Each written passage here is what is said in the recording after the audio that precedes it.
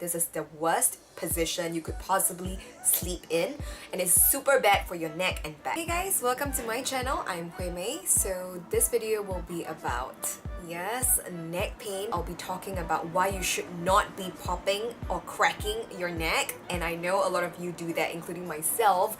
Sometimes when the pain becomes intolerable, I'm just like, yes, I got to crack this. And the second bit I'm going to share with you in this particular video is the potential causes of your neck and back pain. And in the subsequent video, which will be coming out on my channel, so do remember to subscribe. I'll be sharing with you the solutions on how to tackle the pain in your neck. Neck pain was essentially a part of me a year ago when I was suffering from major neck pain, and I was like, I'm just 23 or 22 at that time, and why am I suffering from neck pain and all these aches that I don't know the causes to? So during my internship in China, I interviewed 5 chiropractors, and here's what they had to say. Let me just share it with you here once again. Is by popping your joints too much on your own, you're stretching them past its limitations, and so you'll be pulling on the ligaments. So they get loose, and when you get older, they become unstable, which means that you could cause them to be misaligned more easily. And what the chiropractor says is to focus on stretching the muscles rather than cracking by yourself. Most of us are not cracking the right places. Let me just give you a diagram. Okay, so for example, there is part A, B, and C in your spine, for example. So sometimes you may be cracking this part, but this may not always be the problem area. The problem area, which is tight usually, is part A or C and not B. So the thing is, by cracking this, you would just get temporary relief, and you would just feel temporarily satisfied and, pain-free. But then you're not actually targeting those areas that are in pain. And so because you get a temporary relief, it becomes a habit. And for example, if you crack once a day and then you just form a habit, it becomes once in 2 hours, and then once an hour, which could make it really terrible, because over time it will cause you these areas to be hypermobile, and you have this thing called hypermobility. So by cracking those wrong areas, you will not really solve the problem. So what's the point, right? What are the causes or potential reasons why you're having that pain in the neck or your back or aches everywhere? How I'm going to explain this is through something you can see visually, and you can try it yourself at home or on a train or whatever.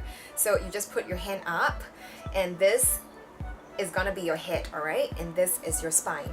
So when you put pressure down like this, however much pressure you put, it's going to withstand really well. You're not going to feel that much impact or any discomfort. But then if this happens, okay, if this happens and you put pressure here, do you feel the difference? Like, you feel it's super uncomfortable, and it's just not a natural state that it should be in. So a lot of us have this problem where we look down when we are using our devices or our mobile phones, and that is why people have this condition called text neck.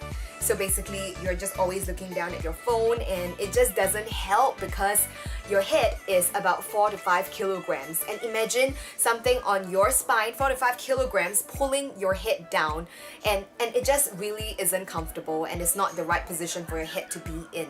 What I want to tell you is your position of your phones and your gadgets and your laptops and your computers, everything plays a part. So that will also be addressed in my next video on how you can solve this problem.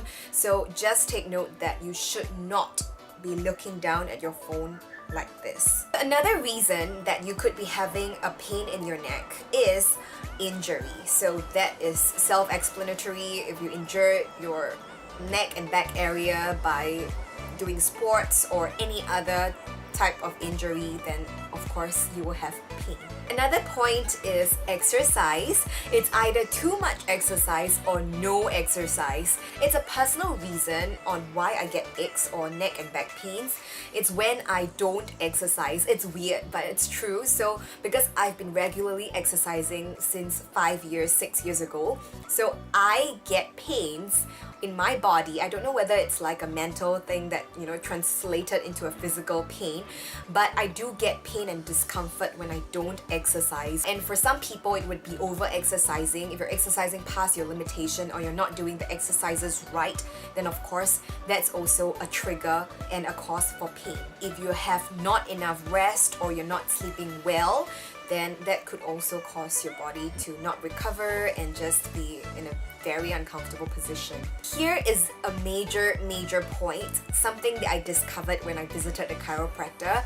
I have always been sleeping on my tummy, so I lay flat. And of course, when I lay flat, my face wouldn't be buried in the pillow or the mattress, you know, because I wouldn't be able to breathe.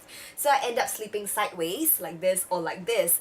And to me, that's my comfortable position, and I've been sleeping like this my whole life until last year when I visited the chiropractors, and they told me that this is the worst position you could possibly sleep in, and it's super bad for your neck and back. Imagine doing that the whole night. It's just not right. Apart from all those pains in your back and neck, something to take note of would be a balanced body. So of course, both sides of your body have to be balanced in some way. I know sometimes it's quite common where you are, like, you know, writing with your right hand, you're a right-hander, and everything on your right side of your body is stronger. The balance should be more or less maintained on both sides of your body. It shouldn't be that drastic of a difference. And how you can help maintain the balance of your body to avoid pain and injury in the future is putting your thigh across your other leg is something to avoid, because it works similarly to this other instance of when guys put their wallets in their back pockets, because their pelvis will then be one side up and one side down. So that's just not right, and it just creates no balance in your body, in both sides of your body. And the other habit not to do would be carrying your bag only on one side of your body. So for example, if you just use this kind of tote bags and then you just sling it here and you end up putting a lot of things in that bag, then your shoulders will end up one side up and one side down if you carry such bags for a long time. And of course, I would recommend backpacks, because this will then spread the weight evenly on both sides of your shoulders. Pain does affect my productivity as a whole and just makes me feel horrible. I mean, who wants to have pain, right? So I hope that this video helps you in some way. Like this video and comment below if you have any other reasons that you know might be causing neck or back pain. And do remember to share it with your friends and subscribe to my channel. I'm Heng reporting from Singapore. And cut!